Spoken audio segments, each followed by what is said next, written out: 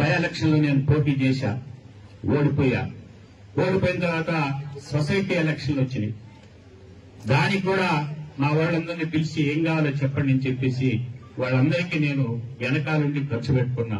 ఆ తర్వాత పంచాయతీ ఎలక్షన్లు, ఎంపీటీసీలు, జెడ్పీటీసీలు వరుసగా బై ఎలక్షన్ దగ్గర ఎంపీటీసీలు, జెడ్పీటీసీలు, మళ్లీ ఎలక్షన్ 2014 జనరల్ ఎలక్షన్.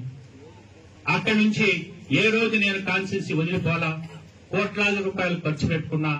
14లో కూడా నేను టికెట్ అడగల, 19లో కూడా నేను టికెట్ అడగల. 19లో నేను వద్దని చెప్పా, నాకు వద్దు సార్, నేను నా ఇబ్బందుల్లో ఉన్నాను, నా కంపెనీ దెబ్బతింది, నేను పెట్టుకోవాలని చెప్పి